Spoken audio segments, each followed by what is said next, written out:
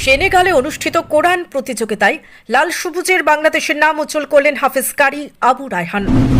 প্রিয় নবীর ওপর নাজিলকৃত পৃথিবীর শ্রেষ্ঠ গ্রন্থ আল কোরআনের প্রতি ভালোবাসা থাকলে যে মানুষের সম্মান বাড়িয়ে দেয় তার চলন্ত উদাহরণ কারি আবু রায়হান। কারি আবু রায়হান 30টি দেশকে পেছনে ফেলে কোরআন প্রতিযোগিতায় প্রথম স্থান অধিকার করে 19 লক্ষ টাকা পুরস্কার হিসেবে জিতে নিয়েছেন। কারি আবু রায়হানের এই সফলতার জন্য অনেকেই ওনাকে আলহামদুলিল্লাহ বলে প্রশংসার জোয়ারে ভাসিয়ে উজ্জ্বল ভবিষ্যৎ কামনা করছেন।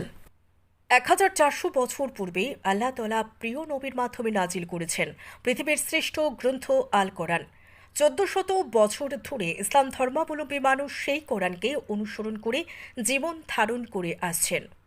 কোরআন এমন একটি গ্রন্থ যে গ্রন্থে বিন্দু পরিমাণ কোনো সন্দেহ এবং ভুল নেই।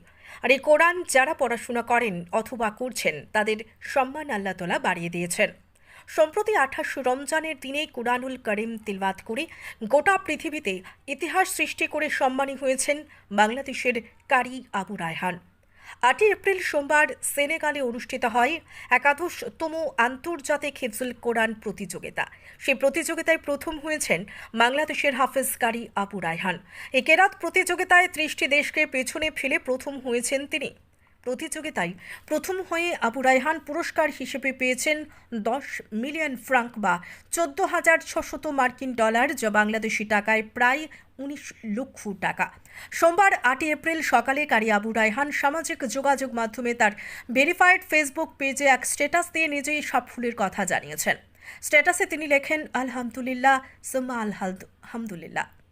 আফ্রিকার সেনেগালের ভূমিতে লাল সবুজের বিশ্বজয়, 30টি দেশকে পেছনে ফেলে কারি আবু রায়হানের বিশ্বজয়। কারি হাফেজ আবু রায়হানের বাড়ি নারায়ণগঞ্জের 2,500-এ। তিনি মুফতি আব্দুল কাইয়ুম মোল্লা পরিচালিত বল্লভদী আল ইসলামিয়া ইন্টারন্যাশনাল মাদ্রাসার ছাত্র।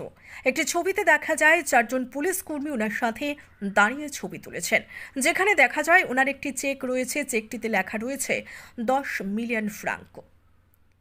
সেই সাথে আরও একটি ছবিতে দেখা যায় 2 জন কোরআন প্রতিযোগিতার বিচারক ওনার সাথে দাঁড়িয়ে রয়েছেন এবং একজন ওনার হাতে চেক তুলে দিচ্ছেন।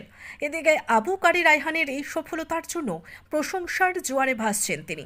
অনেকেই তাকে আলহামদুলিল্লাহ বলে ওনার উজ্জ্বল ভবিষ্যৎ কামনা করেছেন।